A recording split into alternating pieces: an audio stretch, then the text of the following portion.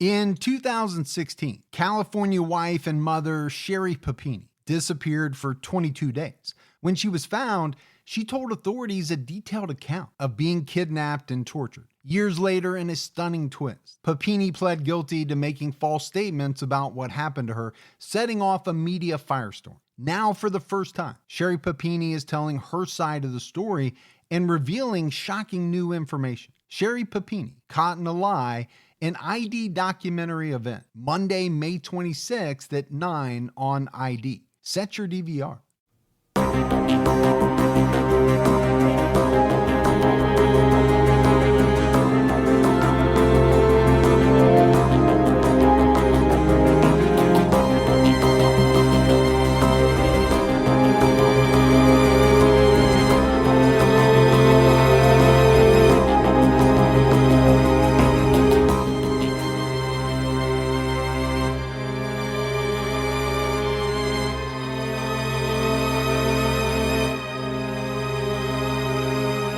Hello, everyone, and welcome to episode 169 of the True Crime All the Time podcast. I'm Mike Ferguson, and with me, as always, is my partner in true crime, Mike Gibson. Gibby, how are you? Hey, man, I'm doing good. How about you? I'm doing great. Yeah? Having a good week. Good. Really enjoying the feedback from last week's True Crime All the Time episode. What a good case. Yeah, I think people really liked that George Sedini case. Yeah. For a number of reasons. It's a lesser known. I don't think a lot of people or many people at all in the podcast world have covered it. For me, the reason why I knew I wanted to do it was because of that blog. Yeah. You know, getting that kind of insight into his mind and kind of being able to tell the story through the blog. Yeah, kind of like he walked you through what was happening. Yeah. Yeah, because you can insert, you know, the timeline of the blog in with the timeline of his life and his events. So, you know, I'm glad everybody liked it. Yeah. We have some Patreon supporter shout outs. So let's go ahead and give those. We had Jenny H. Hey, Jenny. Susan Colombo. What's going on, Susan? Arisa Willie. Hey, Arisa. DB Wilburn. What's going on, DB? Rebecca Morningstar. The Morning Star's in the house. Juhani Hepala. Ooh, Hepala. James Poltney. Hey, James. Jessica Durfee jumped out at our highest level. What's going on, Durfee? We had Bo Phillips. What's going on, Bo? Michelle Swinson. Hey, Michelle. Garrett Ridley jumped out at our highest level. Hey, thanks, Garrett. Cindy. Just Cindy? Just Cindy. All right. Jesse Garcia. Hey, Jesse. Petra Simmons. Thanks, Petra. Gwen Lindy. Hey, Gwen. Terry Snavely jumped out at our highest levels. Snavely, awesome. Yep, as did Ricky Scallender. What's going on, Ricky? And Susan Fenton. Hey, Susan. So all three jumped out at our highest level. We really appreciate that. We had Katie Mullen. Hey, Katie. Amy Thrasher Hansen. Thrasher Hansen. And Jim Seneker. Hey, Jim. Thank you. So a lot of new support. Very much appreciated. And then if we go back into the vault, Gibbs, this week we selected Carolyn Markley. Hey, Carolyn. Been with us a long time. Yeah. That long-term support is amazing. Yeah, it definitely is. We can't thank everyone enough. We had some great PayPal support as well. We had Jennifer Warmuth. Hey, Jennifer. Ashley Tran. Hey, Ashley. Cindy Wasinis. What's up, Cindy Wasinis? And Hildy Scumfoss. Hey, Hildy. So big thanks to all those folks as well. Yeah, love it. So Gibbs, right now, we have a brand new episode out on True Crime All the Time Unsolved. It's our 150th episode. Celebration time. We wanted to do something a little special. We chose to do the unsolved murder of Martha Moxley. That's a big case, man. It is a big case, and it's one of those cases that, you know, has fascinated me for a very long time because of the components of the case. 15-year-old girl. Yeah. Great family, bright future. They live in one of the wealthiest communities in the United States. Sure. They happen to live across the street from the Skakel family with ties to the Kennedys. Well, like some American royalty. Yeah. I mean, if you think about it, it's one of the most famous families in the United States. Oh, it certainly is, yeah. When you say Kennedy, everybody knows what you're talking about. You put them up there right next to the Gibbys. Right next to the Gibsons. So it's a good episode. Make sure you check that one out. CrimeCon's coming up quick. First part of May. I know there's people that are out there thinking, should I go? Should I not go? Yeah. You should go.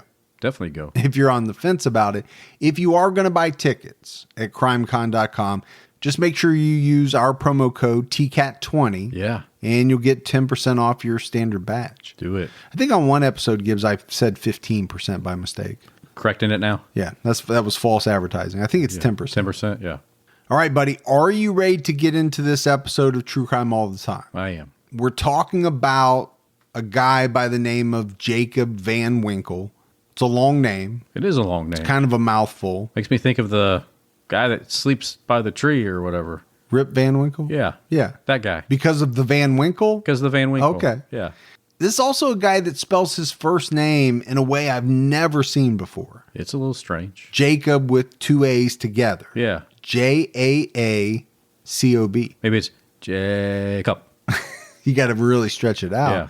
Gibbs, the one thing I will say is this is a despicable guy who callously murdered a mother and her two children.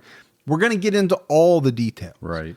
I think what people are really going to take away from this episode, this is one of those guys that had quite a long criminal history. Yeah. And, you know, it's one of those where you're asking yourself, how did this guy get back on the streets? So quick and so often. To do what he ultimately did, Yeah. and to even commit some of the crimes he committed along the way. Yeah. Let's start off a little bit talking about Jacob. He was born on December 4th, 1982 in Indiana. His parents divorced when he was young. We don't have a whole lot about his childhood. There was one article that talked about how Jacob won an award for the most radical car at his Cub Scouts Pinewood Derby as a little kid. This article was like April of 1992. Yeah. Jacob was 9 years old.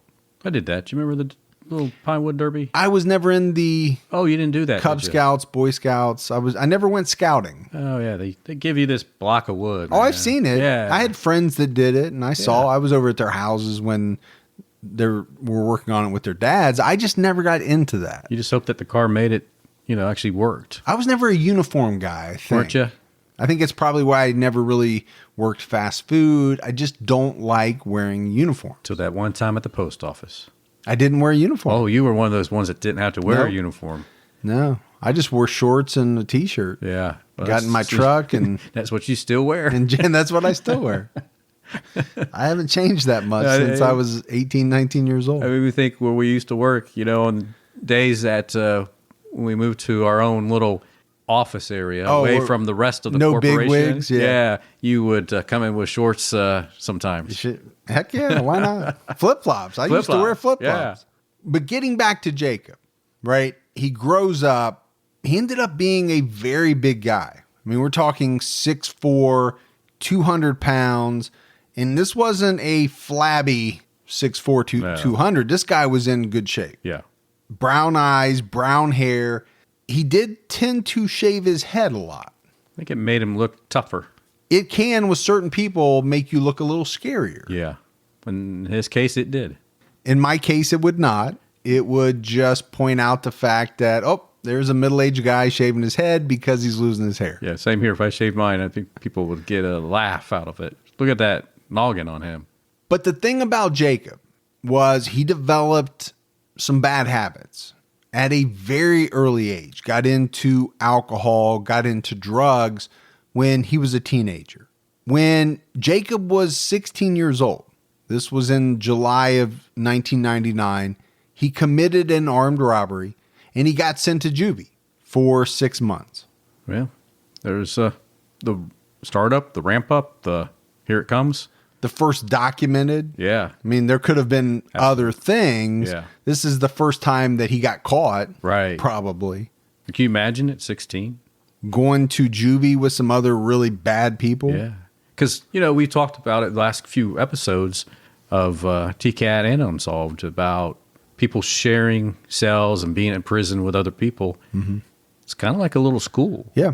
You learn some things and, probably not all of them are good for the rest of society when you get out. Yeah. Let's put it that way. I mean, what it's designed to do is teach you some life skills. Right. Jacob took classes that were designed to get him back on track, right? This is how you manage life. And to function out in the world. Yeah. So he had to take these if he wanted an early release. Who wouldn't do that? He complied with all of the requirements. The problem is when he got out, I think like a lot of people, right? He did whatever he had to do to get out. Right. But it's not like he took these life lessons that he learned and said, you know what? I was wrong. Right. I've got to be a better person. Right. And sorry, fellows, not today. I've got these life skills. I'm going to go practice them. Right. I'm going to go to school. I'm going to do whatever. I'm going to get a job. We're not going to rob that KFC today. No, not today. It's basically like he walked out the door, threw all the life skills in the garbage, Right. and went back to his life of crime, kind of on the streets. No doubt, this guy liked to party. And, I've known people like this. They are constantly chasing some type of high. Right. Now, his was alcohol and drugs. Yeah. I know people that are chasing more like an adrenaline high, Or a combination of. or a combination of, which is Yeah. kind of dangerous too. But he definitely drank a lot. He did some street drugs. He even got into things like meth. Yeah, that's Pretty rough. Meth will mess you up, man. It's not good for you. No, it's not good for your teeth either. It's not on the pyramid, the government food pyramid. Yeah. Meth is not a nutritional. part of it. No, not anywhere near it. And he did go on to have some more scrapes with the law, right? He's still a juvenile. We haven't even gotten into his adult years. So he has, some scrapes from time to time, but he doesn't do any jail time. That would happen years later. Now, Jacob was still living in Indiana in early 2004. He got charged with battery, but he was released. He didn't do any time for that. And it was just in August of that same year that Jacob was arrested, charged, and convicted of the molestation of 2 children. And when I say children, Gibbs, we're talking about 2 little girls, Yeah. ages 5 and 7. Man. Wow. Mention it up front. This guy is despicable, horrible, brutal. You name it. Throw an adjective out there. It will probably apply to this guy. And he also received an additional charge of sexual gratification. And I'm not 100% sure what that is. I can speculate. Yeah. And I think most people can probably figure out what they mean by that. Right. He pleaded guilty in November of 2004, received a 4-year sentence. Now, we can debate that a little bit. Yeah, as a dad of kids, I would not be happy with just 4 years. No, this is not a kid anymore, right? Right. He's 22 years old, give or take. He's definitely an adult. He molests 2 girls, Yeah. small girls, 5 and 7, and does 4 years. It's not enough for me. No, It's not enough. not for me. So he got out of prison in 2007. He only served 3 years. Yeah, didn't even do the full 4. Which pisses me off even more. The 4 years was bad enough, but he gets out in 3. Right. Then in 2008, he was arrested and charged with theft and sentenced to 3 years. Okay. This is where I have problem. So he can steal something, get a few years, but if he touches your child inappropriately or worse, he's just going to get around the same amount of time? It doesn't equate. No, doesn't make sense at all. The computations do not add up in my head. Now, of course, he only served 18 months of his sentence. He got out on probation. Yeah. But this guy, he just didn't learn. Either he didn't learn or he didn't care, because every time he got out, he just went back to the same thing, right? Living that kind of street life, doing drugs, drinking to excess, and causing problems. Yeah. Well, he was good at doing that. He was arrested for disorderly conduct in 2010, but he was still on parole. So even this arrest for disorderly conduct sent him back to prison. But he didn't serve very long. He got out in 2011. In September of that year, 2011, a local man named Michael Eaton went missing. His family was concerned. They hadn't heard from him. They tried to locate him, but weeks went by. Yeah. With no word from Michael Eaton. They kept going to his house, trying to find him. They eventually filed a missing persons report. The police got involved. They searched this guy's home. They couldn't find any clues.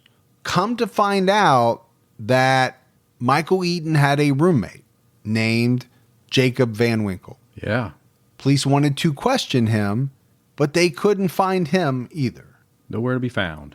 Later that month, on September 23rd, police went back to this house. They're still searching for Michael Eaton.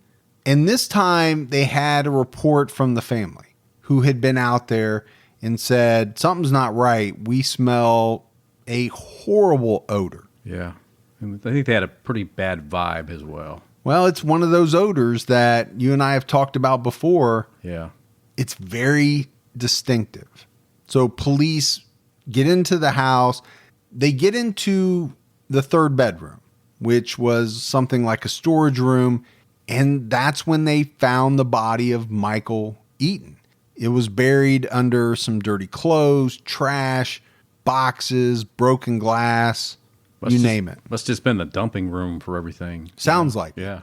Now, one thing police knew is that it wasn't like Michael Eaton had been there the whole time. They had searched this house. They knew which rooms they had searched. Right. He wasn't in that room in previous searches. At the time when they found him, there wasn't anything obvious pointing to the fact of how Michael died.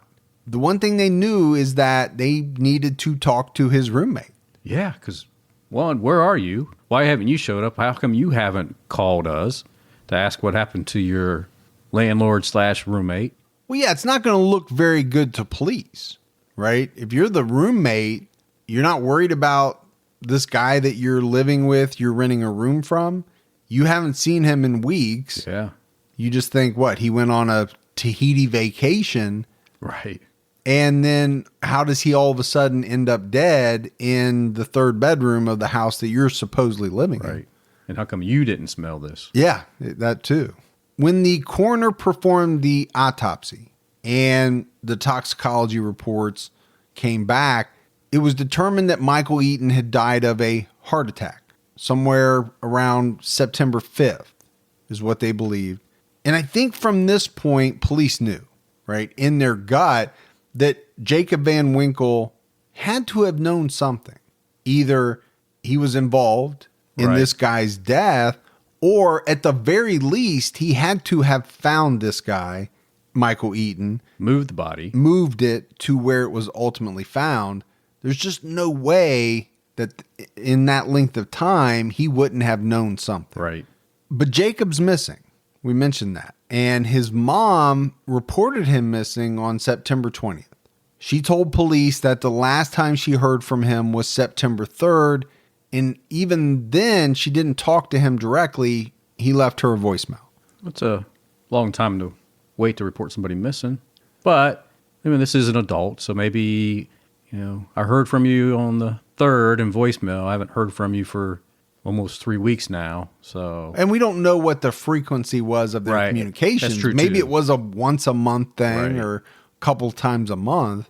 So police are looking for Jaacob, and they learned that he was camping out in the woods in Brown County, Indiana. Good old Brown County.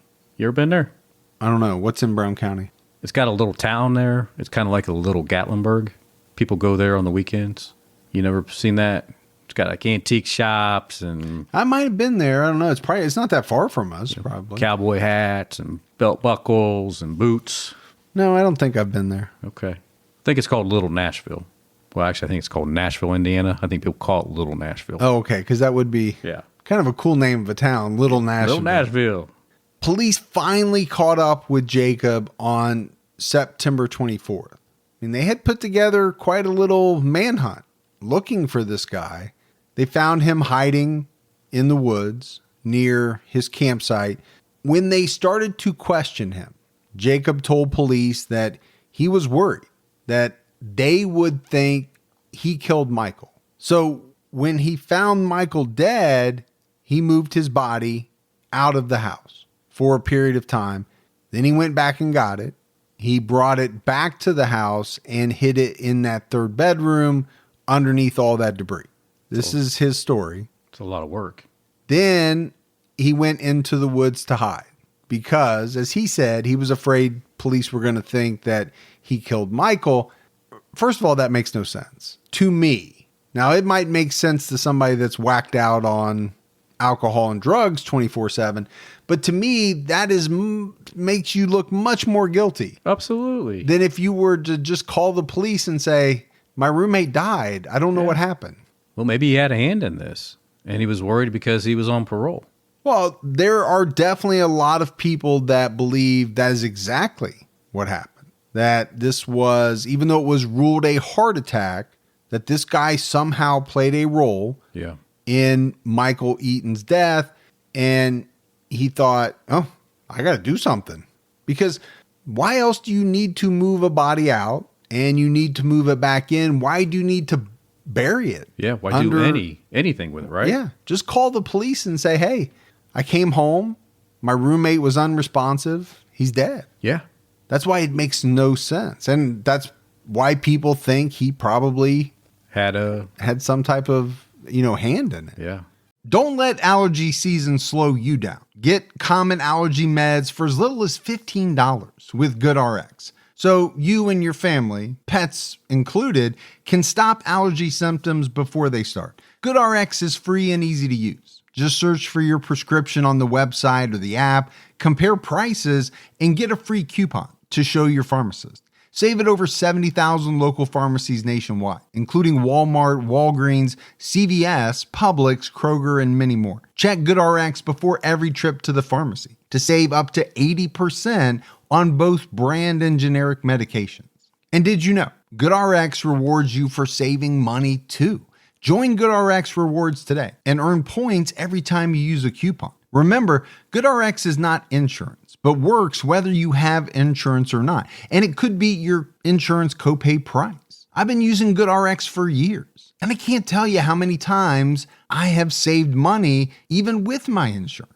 Stop allergies before they start and save big on allergy medications this season with GoodRx. Go to goodrx.com/TCAT. That's goodrx.com/TCATT. Once the temps start rising, I realized I was back in the same worn out rotation. Same tank, same shorts, same everything. So I gave my daily uniform an upgrade with Quince. Their pieces are easy, elevated, and somehow make me feel more put together without even trying. Like their 100% European linen shorts and dresses from $30. Luxe swimwear, Italian leather platform sandals, and so much more. The best part, everything with Quince is priced 50 to 80% less than what you'd find at similar brands. By working directly with top artisans and cutting out the middleman, Quince gives you luxury without the markup. And Quince only works with factories that use safe, ethical, and responsible manufacturing practices and premium fabrics and finishes.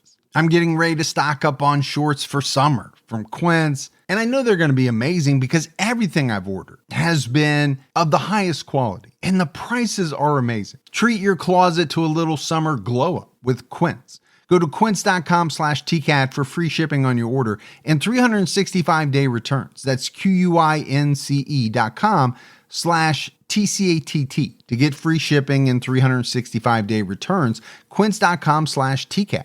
So police aren't going to get Jaacob, right, for anything to do with Michael's death. Number one, it was ruled a heart attack. Right. They would have had a hard time making a case.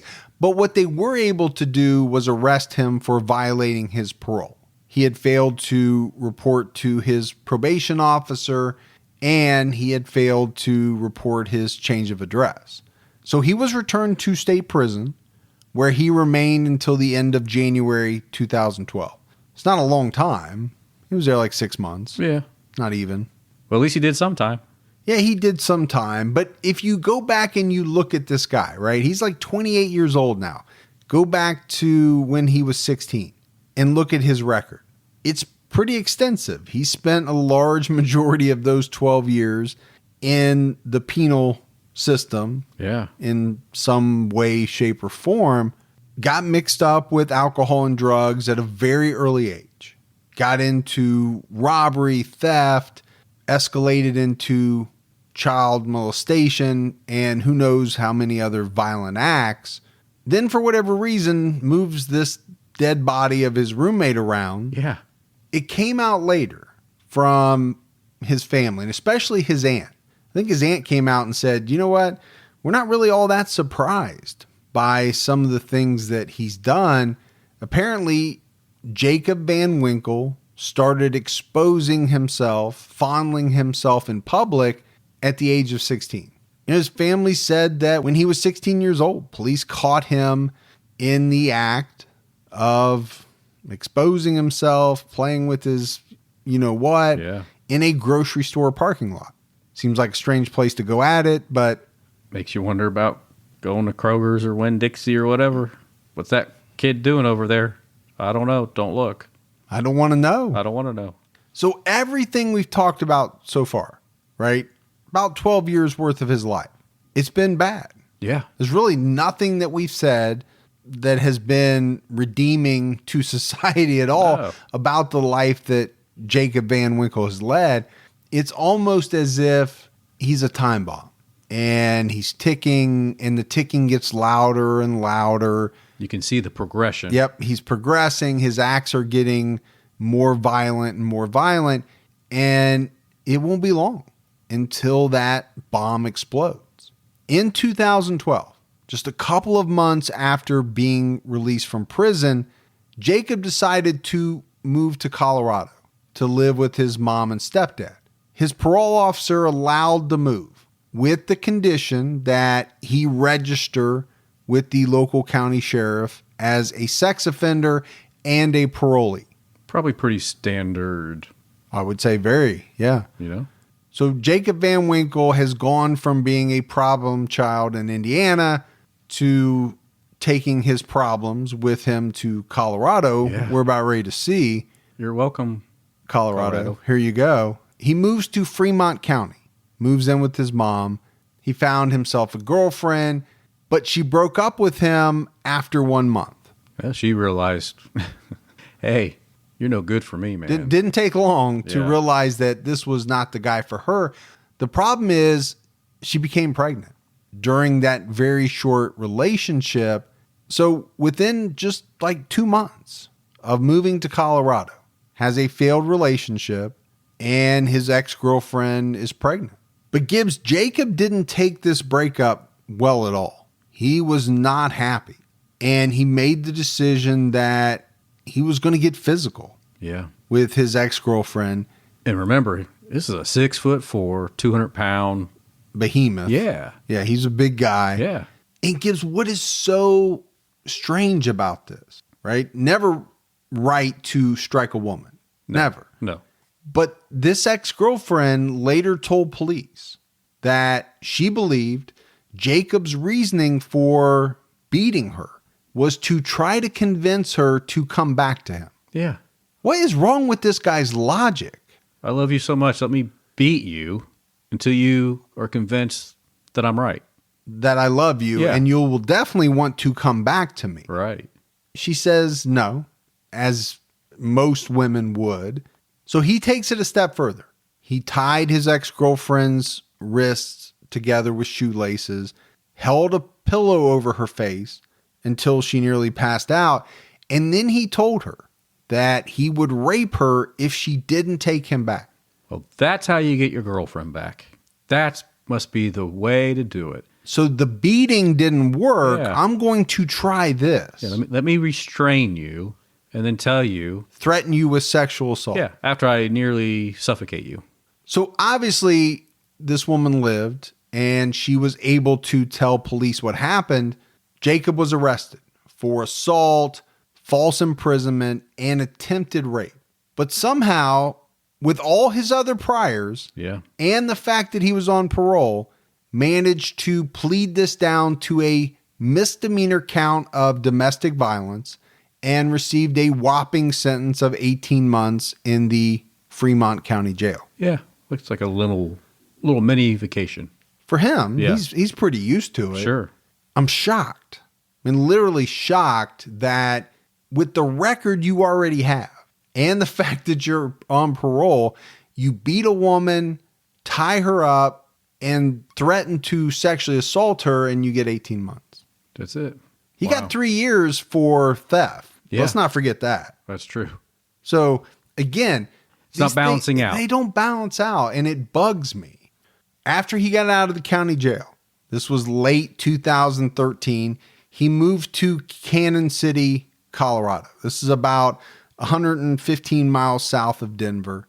So he's out of prison. He's in a new city, and he chooses not to register with the county sheriff's office or the Cannon City police as a sex offender.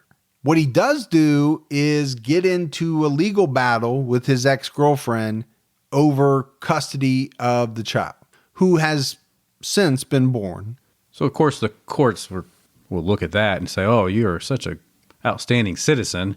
Let me place that child with you. But look at his thought process. I Yeah. keep going back to that. Why in the world would you think it's a wise move to go before a judge and say, hey, I should get this? Right. Judge is going to look at, take one look at your record and say, hey, you're a piece of shit. I'm Yeah. not giving you jack. You're doing all this bad stuff to women and kids? Why would I ever do that?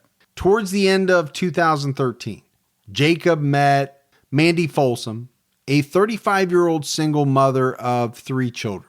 The two hit it off, and Mandy eventually let Jaacob into her house because at this point, Gibbs, he's telling her, I'm drug-free. Yeah. I haven't touched alcohol or drugs since I got out of jail. I'm a good guy, man. Yeah, I'm the good guy. But here's the problem, Gibbs. Mandy was not aware of Jacob's full criminal history. It's not like she had his rap sheet in front of her. So he moved into her house at 1113 Fay Street in Cannon City. And this is scary because he's under the same roof with Mandy, but also with her 16-year-old daughter, her 9-year-old daughter, and her 5-year-old son. Yeah. And I mean, we don't have to go too far back in time to talk about the molestation charges against this guy, conviction, Yep. involving 2 very small children. This is not a guy that if you knew that about him, you would ever let in your house. No. And especially never around your kids. But this relationship was not a bed of roses. Mandy and Jaacob argued frequently. This would later come out, from relatives and friends.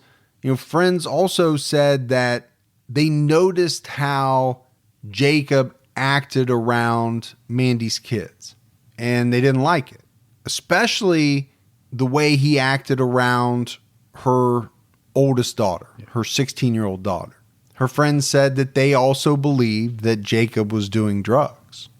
That's alarming, to see that or to hear that. Both. Yeah. Yeah. But Mandy acted very quickly. She broke up with Jaacob and she made him move out, right? That's what a mother does. Right.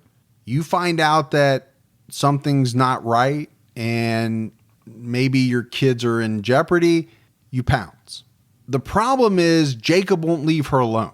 He keeps coming back to the house saying that he's cleaned himself up. Right. He wants another chance. Take me back, baby. Yeah, he's one of those guys. He just can't let go.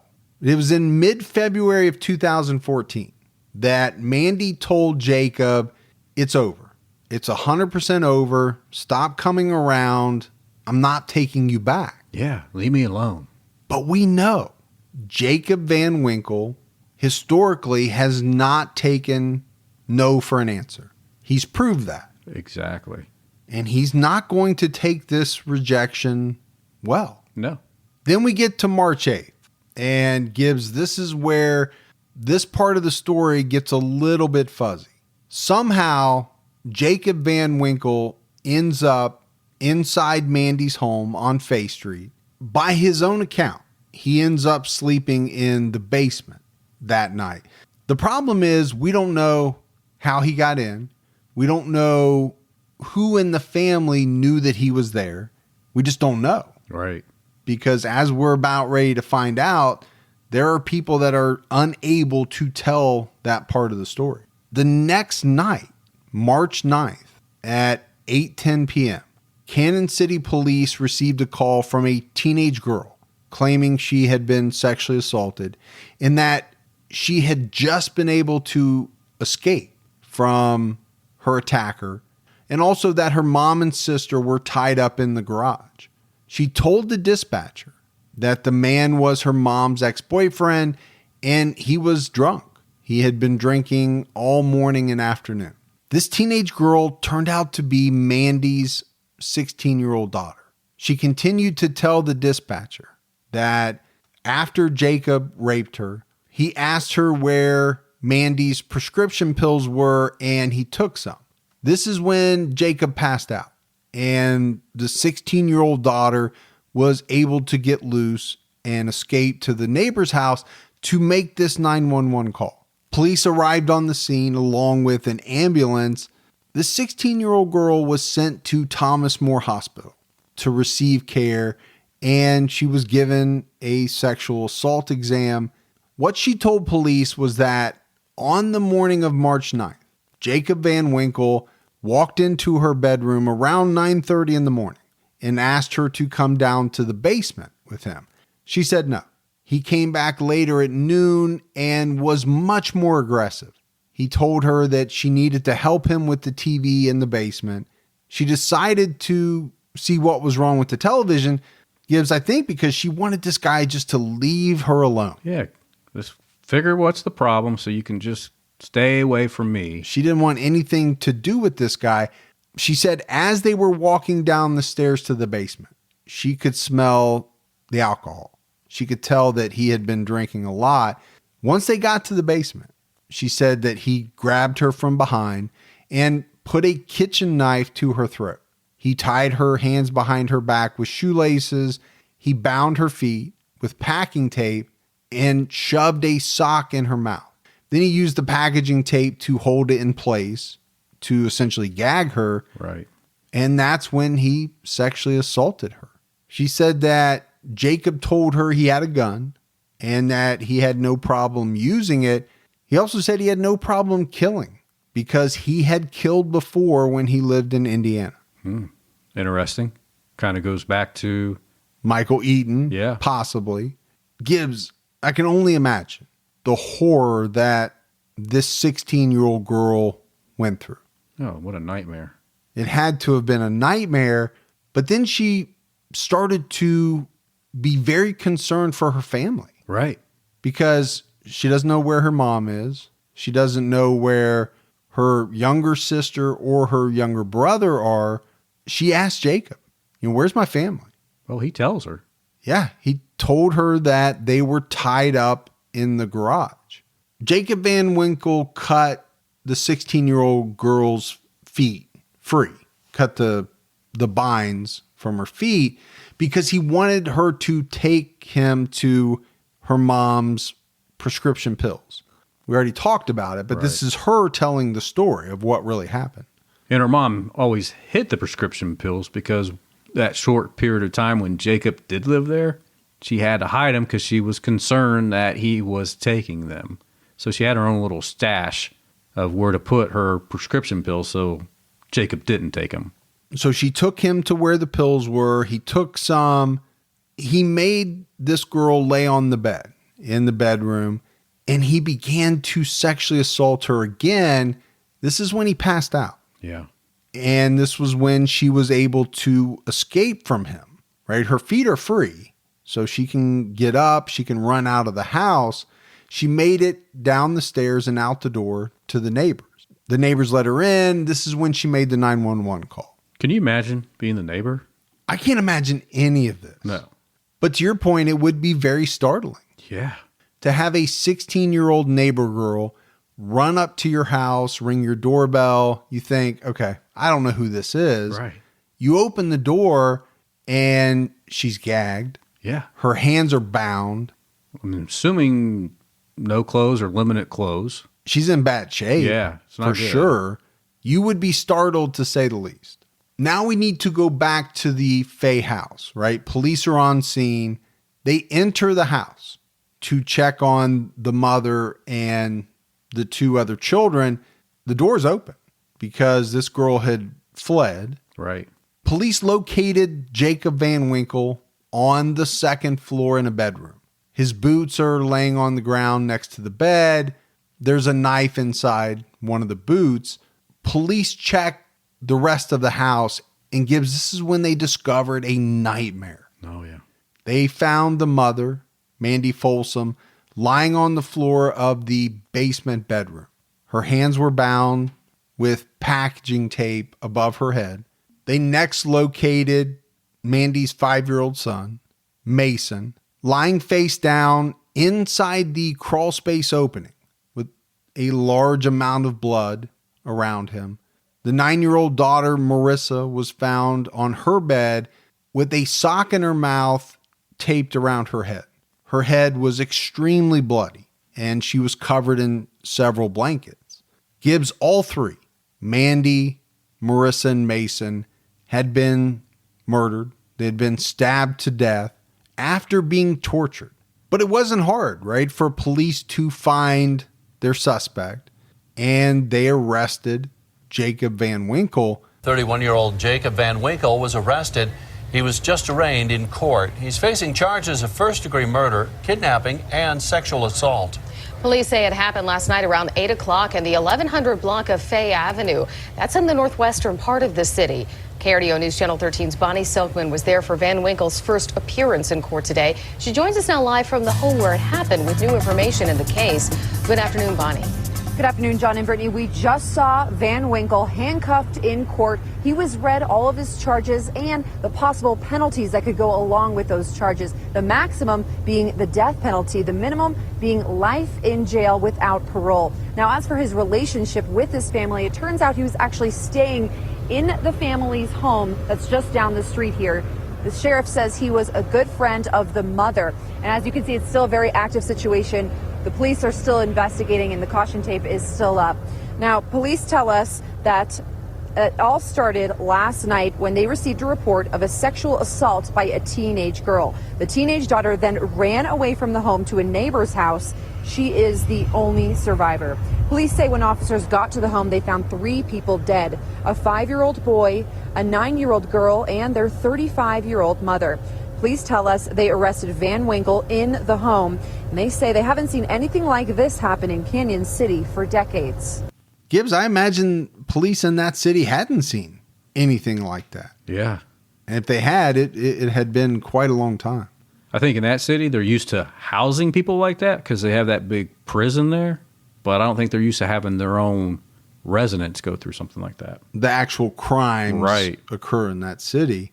You know, my wife and I do a lot of shopping online, and we always use Rakuten. Rakuten is the smartest way to save money when you shop because you earn cash back at over 3,500 stores. We're talking fashion, beauty, electronics, home essentials, travel, dining, concert tickets, and more. Your favorite stores like Macy's, Nike, Sephora, Dyson, and Lowe's. And that's just to name a few. Pay Rakuten to send them shoppers. And Rakuten then passes on a part of that payment to its members as cashback. Cashback is deposited directly into your PayPal account, or Rakuten can send you a check. You can even maximize your savings by stacking cash back on top of other deals, like store sales and coupons. You're already shopping at your favorite stores. Why not save while you're doing it? It really is a no-brainer. Membership is free, and it's easy to sign up. Get the Rakuten app now and join the 17 million members who are already saving. Cashback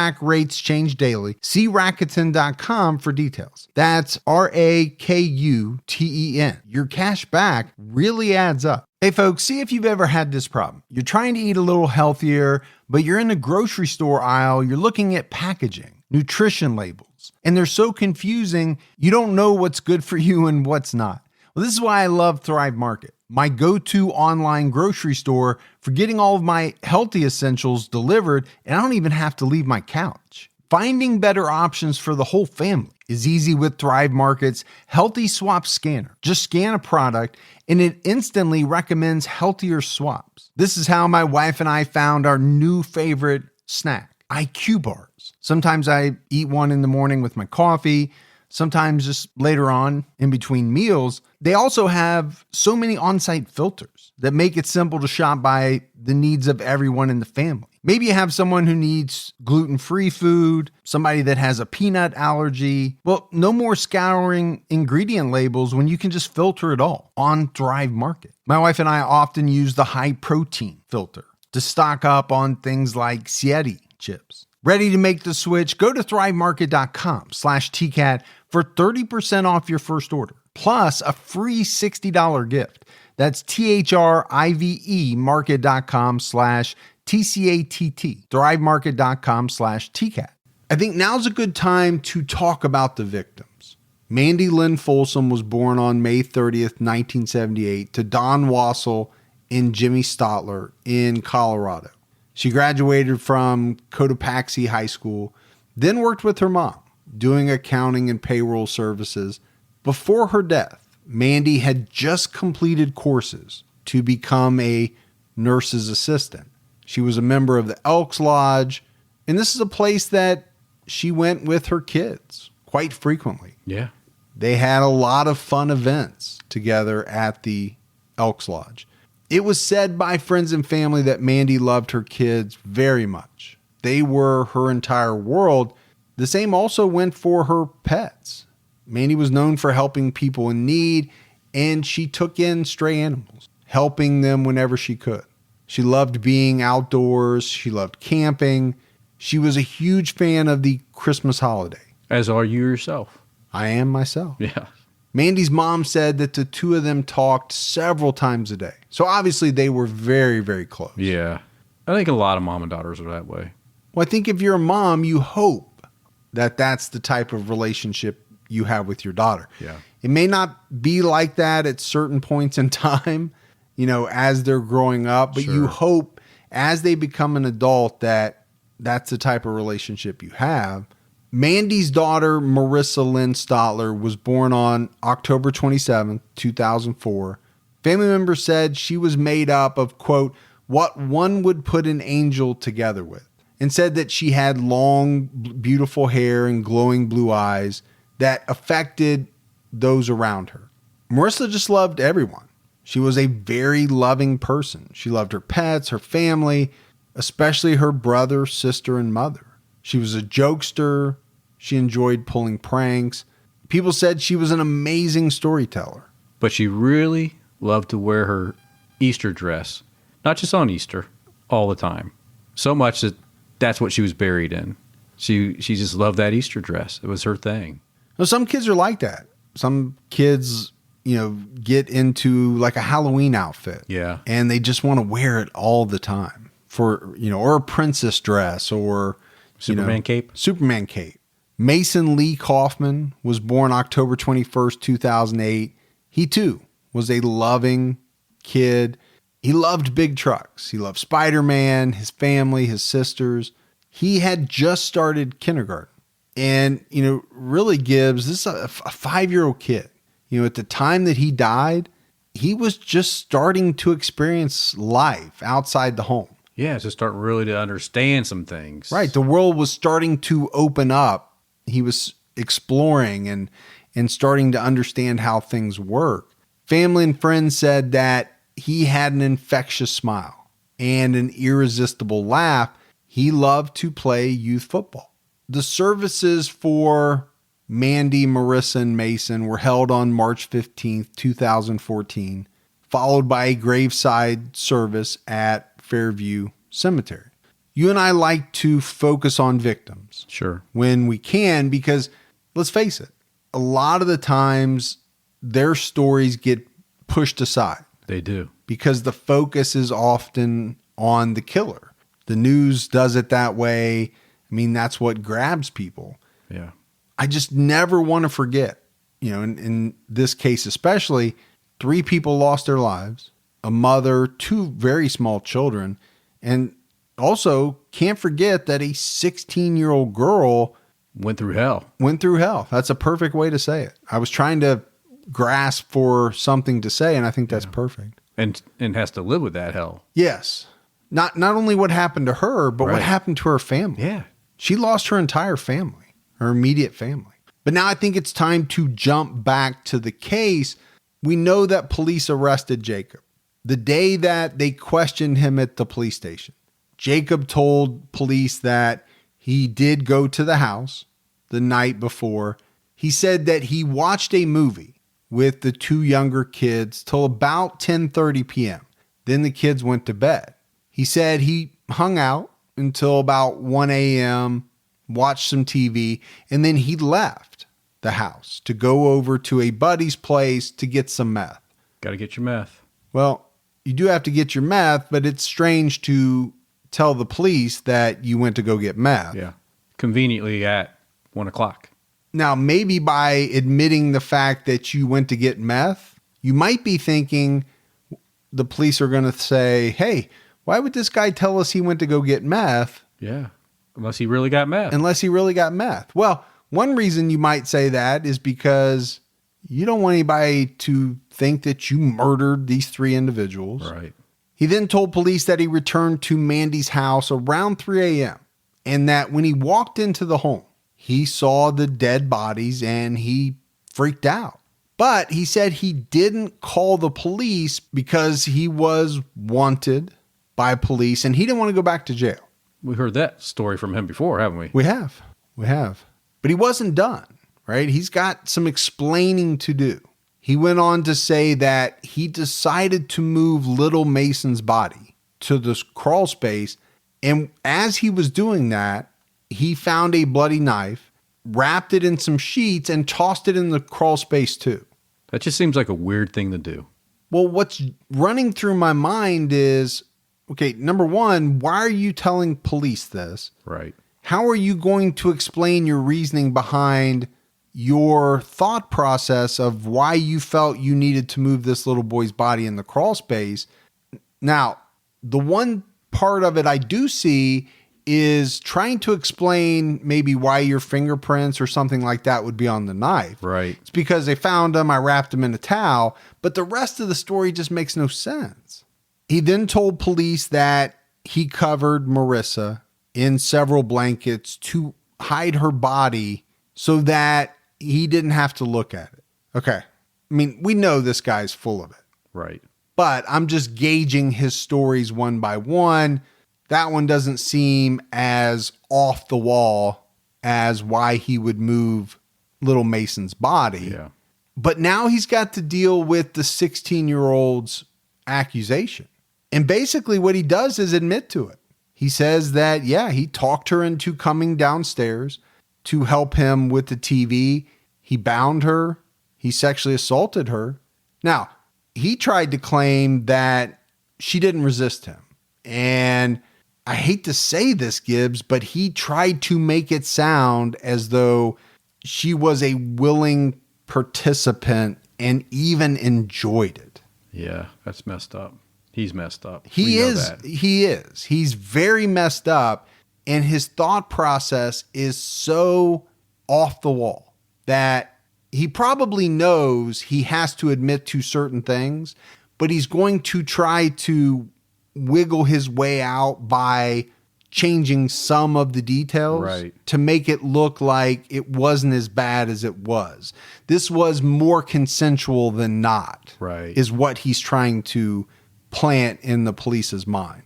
I'm sure they know he's full of shit too. Absolutely. But he also went on to tell police that he knew that the 16-year-old would escape and he was okay with that. Sure. It was all part of this. Yeah. Because I have nothing to hide. No. I didn't kill anybody. So if she escaped, I mean, I thought she was into it anyway. So it's all good. Police asked Jaacob about this friend that he said he went to see between the hours of 1 and 3 a.m. He refused to give that up. So he's going to say he went and got meth. Yeah. He's going to say that he, did this, and this. But you know what? I've got my scruples, my morals, That's right. I'm not going to think on my meth dealer. No way, man. My meth dealing friend. Not even if he could give me an alibi to keep me from going to prison, I'm not going to do it. You know why? Because he doesn't exist. Yeah, exactly That's why. Yeah. But the one thing that he was adamant about was that he didn't murder anyone, right? He had nothing to do with the murders. Police brought up something that the 16-year-old had told them, that he bragged about killing before back in Indiana. He denied that too. What he couldn't deny or work his way out of, though, was that police found on him, when they processed him, dried blood on his hands, arms, and clothing that ultimately matched up to the victims. It's hard to get away from.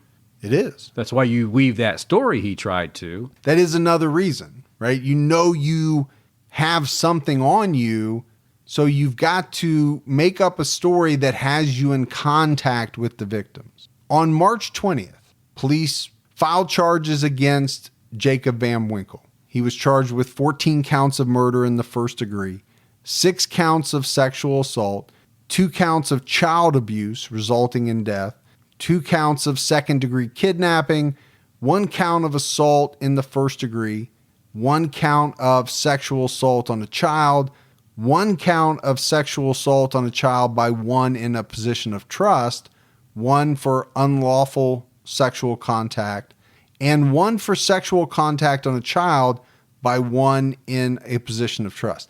Gives us 29 felonies in total. That's a lot. As it should be. And we mentioned that part of Jacob's reasoning for not calling the police was that he said he was a wanted man. Right. He was. That part was true. Yeah. He had failed to register as a sex offender by a certain date, and the sheriff was actually set to arrest him on the 10th for failure to register. The very next day. Yeah, the day after the murders. You wish it was the day before. Day before. During the same time frame, he also had an active warrant from Fremont County for violating a protection order that his ex-girlfriend took out on him. So he just, all the way around, one of the worst people ever. Yeah, he's just a bad guy. Yeah. And when I say that, what I mean is it just seems as though this man had no regard for human life whatsoever. Whether it was the taking of a life or a sexual assault, beating a woman up, he just didn't care. None of it mattered to him. And he seemed as though he wasn't afraid of jail. He wasn't afraid of the consequences because he never had been. He would do whatever he wanted to do. Reckless. Get caught. They'd let him out. And then he'd go right back to doing that and even worse. But here's something that we don't always talk about, especially when it involves the murder of children. These were children that attended school. Yeah. Had friends. You can imagine what it was like at that school when the teachers, the other children found out that these kids had been murdered. The day after the murders, the school offered counseling for students who needed it. 9-year-old Marissa, her brother, 5-year-old Mason, and their mother, 35-year-old Mandy Folsom, were killed in their home Sunday night. KRDO News Channel 13's Bonnie Silkman went to see how Canyon City schools are supporting students during this difficult time. It's new at noon.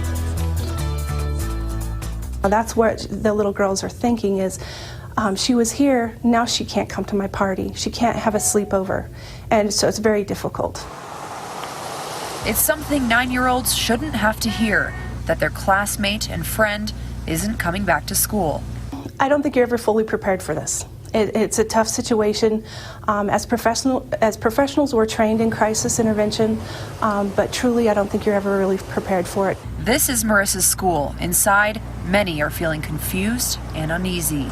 We were hoping that some of the anxiety, some of the stress was going to alleviate. But that's not the case. I think what he's seeing is more students, maybe more students are being traumatized, or they're processing it, waking up again with Marissa out. She's not at school. Meanwhile, young students at Washington Elementary begin the healing process with their counselors.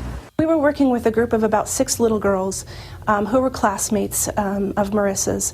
And one of the little girls, speaking of where they're at processing-wise, her thought process was, she can't come to my birthday party now. And it was heartbreaking for us. I think that's a good clip to play, Gibbs, because it really adds some context to, what these little young students were going through. And one of the counselor who was talking mentioned it, right? They process it differently. Each kid probably processes it a little differently. Sure.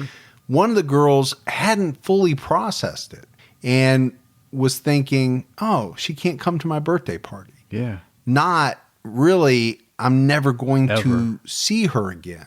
It's sad. It's really sad. When you get into the case against Jaacob Van Winkle that the state had, it was pretty solid.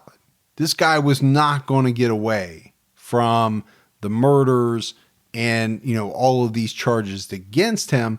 There was a problem, though. To prosecute and achieve a conviction, it would require the 16-year-old sexual assault victim and lone survivor of this thing to testify on the stand. That's a lot to ask. It also would mean that a defense team would be able to, cross-examine her pretty harshly, probably. They probably come at her kind of aggressively. Given his story about how this sexual assault occurred and his version, I'm using air quotes, you maybe can get an idea of what their angle might have been and some of the questioning that would have occurred. Right. It would have been, I can imagine, Gibbs, like reliving the nightmare for this girl. It would have been traumatizing all over again. Yeah. Some of the girl's family expressed concerns about her emotional well-being and what this would do to her if she had to testify. I know as a parent, I would be extremely concerned. Yes. And leery about wanting your child to have to go through that. Exactly. Now, on the other hand, the county prosecutor wanted the death penalty and felt like they had the case to get it. But because of all of these circumstances, they approached the defense and they offered up a plea deal. The plea deal would take the death penalty off the table. Instead of death, Jaacob Van Winkle would get life in prison for each murder. It would accomplish the goal of, keeping this 16-year-old from having to testify and relive and take this cross, which, would have been brutal. Right. It would also save the county hundreds of thousands of dollars. Yeah. There's always that angle as well. There is. I mean, I think if I'm looking at it and weighing the two, the emotional damage that this girl would have gone through far outweighs the money, but you can't deny that it's part of it. A spokesman from the prosecutor's office made the following statement. Quote, generally, if you can avoid a full-blown jury trial in any area of the law, you want to do that because it's expensive, it's risky, who knows what might happen, and then you have an appeal. If someone pleads guilty, there is no appeal. That's something we don't always talk about either. Right. Appeals, especially in a death penalty sentence, they go on and on. Yeah. They're numerous and they drag out forever. I think in many cases that too causes the surviving victims and the victims' families to have to go through this torturous reliving. Rehashing of events over and over. My life stopped on March 9th.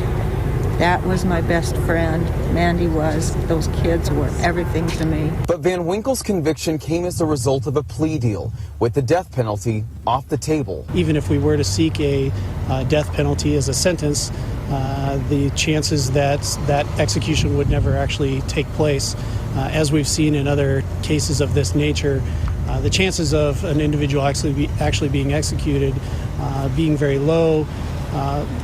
Taking all those risks into account and looking at the alternative, the defendant pleading guilty and receiving these 3 consecutive life sentences, we determined that the best course of action was to accept the guilty pleas. something that does not sit well with Mandy's father. Our lawmakers and our governor are flat ignoring that, and about the only thing that they have success on is making sure that the murderers that we're never going to get out get more fresh air. So I thought that clip was interesting because you hear from the prosecutor. Right. But then you hear from Mandy's father. Yeah. Who was not in favor of the plea deal at all. Well, I think the family had two sides. Yeah, they were split. Yeah. Obviously. There was a portion of the family that was okay with the plea deal because they didn't want this 16-year-old girl to have to go through this again. But you can hear from his own words. Yeah. Mandy's father was not okay with it. He's wanted a life for a life. I understand. I know what I you're actually saying. understand both sides of it. I really do it. And I don't have a problem. Now, I'm not the dad. No. But I, as an outside observer, I don't have a problem at all with what the prosecution did. This guy's never going to get out. Right. He's never going to see the light of day. Now, you could make the argument, I think, as Mandy's father was, that this guy shouldn't be breathing. Yeah. The problem that I have with it, and the prosecutor kind of talked about it, it would be, 20 years, 25 years in some cases before the person is actually put to death, is actually executed. So I don't know. You can make an argument on both sides. You almost say, hopefully his reputation gets leaked out on the prison, that he did do some bad things to some kids. Well, I'm sure that he's not living on easy street in prison. Let's put it that way. Yeah. But I know you always hope, and I think that's a bad word, but there's a part of you, and I don't want to put words in your mouth, but there's a part of you that is okay with the prison justice that occurs in some situations. Yeah. Now, Gibbs, let's be honest. If something bad happens to this man in prison, is there anyone going to be sitting around saying, oh, man, I really feel bad for that guy? No. This guy was a horrible person. I won't have a problem sleeping. So in the end, Jaacob Van Winkle agreed to the plea deal. He accepted life in prison. On Monday, September 29, 2014, Jaacob was sentenced to 3 consecutive life terms with no chance of parole. This was for the 3 murders, the sexual assault, the child abuse, kidnapping, and assault, so many different charges. What I found interesting is that Jaacob Van Winkle was made to watch a slideshow of his victims' lives. And then he had to hear from the victims' family members. Yeah. That part I'm used to. That part you hear in a lot of cases where family members are allowed to get up and voice their displeasure and say what they want to the offender. But to be made to watch a slideshow, maybe it happens more than I'm aware of. Yeah. I just don't hear about it that often. What I wouldn't mind seeing is Mandy's dad. He's kind of a big guy. Let him have 5 minutes one-on-one. You and your rogue justice. You're always for outside the criminal system justice. I'm just thinking Mandy's dad could have did a few things. Well, I will say this. I guarantee you that he probably thought about it every single day. Absolutely. Of what he would do to this guy if he was allowed 10 minutes alone in a room with him. Yeah. Just let and me get my hands on him. And you know for a fact you would too. Oh, yeah.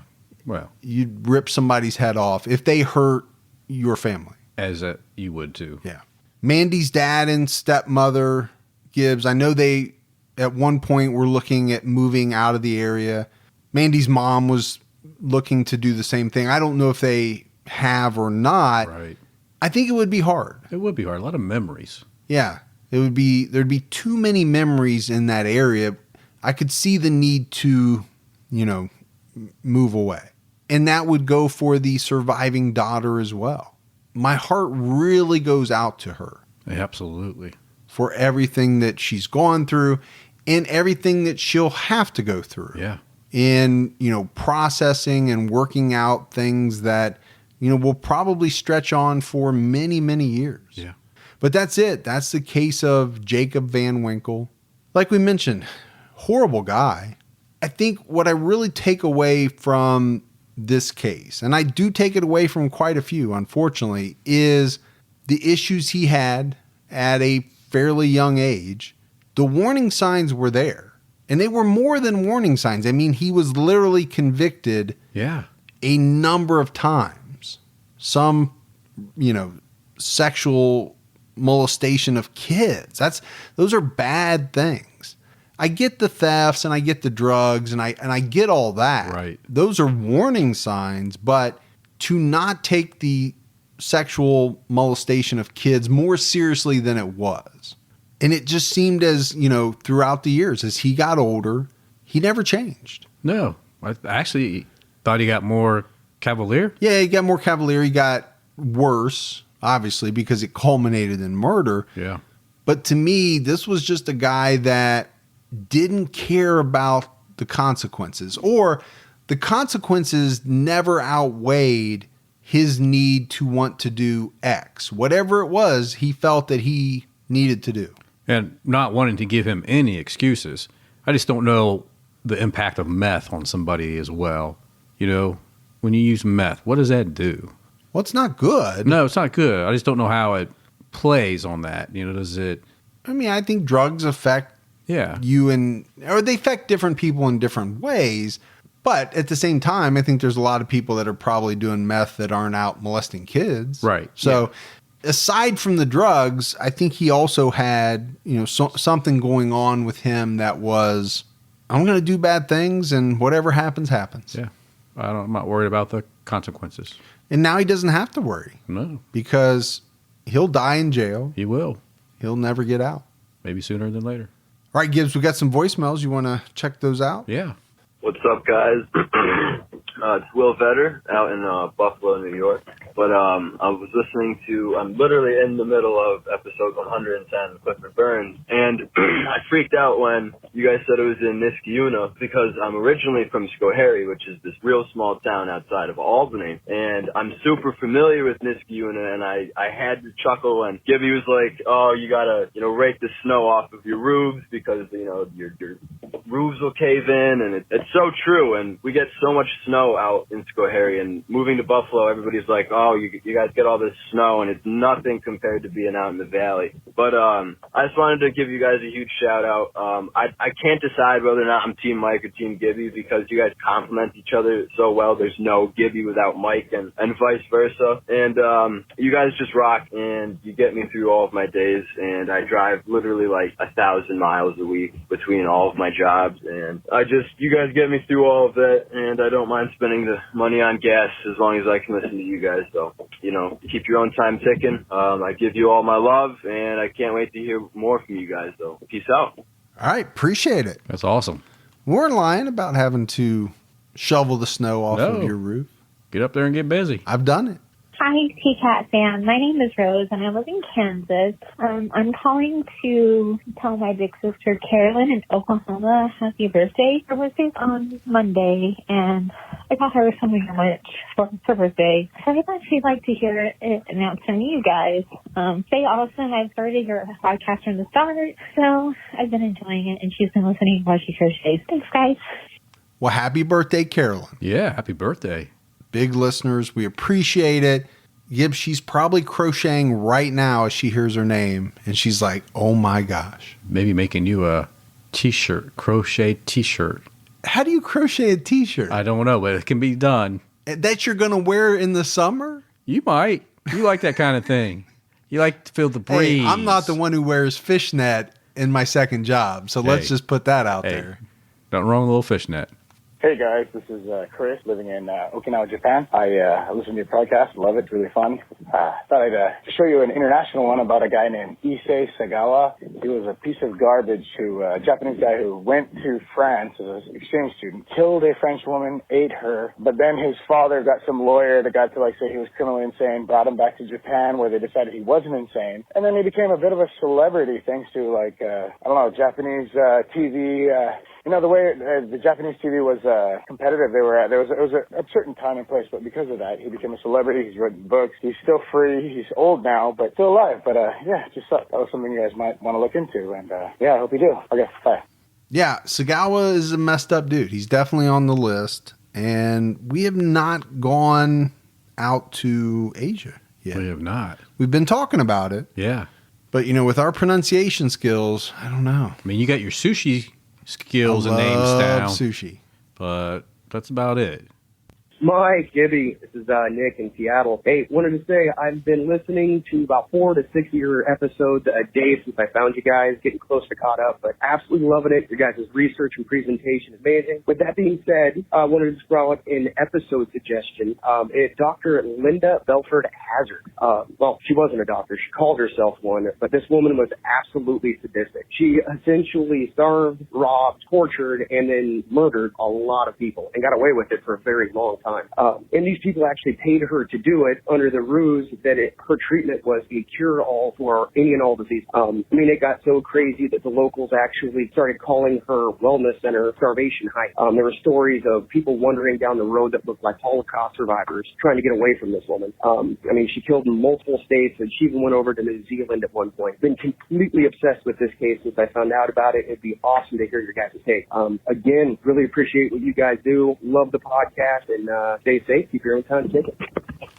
Well, that one is interesting because I'm not familiar with it, and I don't believe it's on the list. So I'm going to put it on. Now it's on the list. It's going to be on the list, and we'll do some research. But we appreciate all the voicemails. Gibbs, we had one thing in the mailbag. Okay. It was very interesting, though. It was a card. It was a letter that helped clear up some of our recent questions / mysteries. It was from Olivier Philippe out of Luxembourg. And it turns out that it was Olivier that sent us the print that we've talked about, that we got in the mailbag a while back, as well as the Salvador Dali mouse pad. Yeah. That I know you're rocking. Absolutely. And loving. And turns out they're connected. Like we had no idea who sent either one, but there's a connection between the two items. The print that I have now hanging up in the studio is actually of Salvador Dali. It's a picture of him looking at one of his famous works. I don't know what the name of it is, but it's the women making up the skull. Right. The naked women. The naked women making up the skull. It also turns out that this painting was the inspiration, or it's part of the Silence of the Lambs logo. Oh. If you look at the moth real closely, you'll see it. I don't know if it's exact, but it's something like it. Looks just like it. Well, that's cool. Yeah, very cool. So I'm glad we got to clear up those mysteries, and we really appreciate those gifts. Now we know. So thank you. Yep. All right, buddy.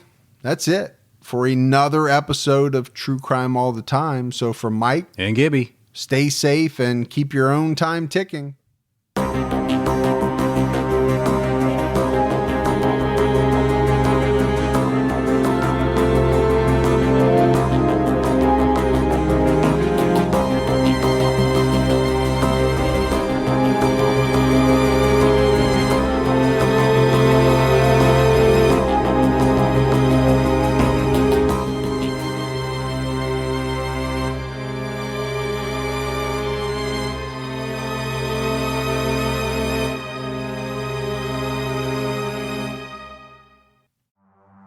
In the early hours of December 4th, 2024, CEO Brian Thompson stepped out onto the streets of Midtown Manhattan. This assailant pulls out a weapon and starts firing at him. We're talking about the CEO of the biggest private health insurance corporation in the world. And the suspect, he has been identified as Luigi Nicholas Mangione, became one of the most divisive figures in modern criminal history. I was targeted, premeditated, and meant to sow terror. I'm Jesse Weber, host of Luigi, produced by Law and Crime and Twist. This is more than a true crime investigation. We explore a uniquely American moment that could change the country forever. He's awoken the people to a true issue. Finally, maybe this would lead rich and powerful people to acknowledge the barbaric nature of our healthcare system. Listen to Law and Crime's Luigi exclusively on Wondery Plus. You can join Wondery Plus in the Wondery app, Spotify, or Apple Podcasts.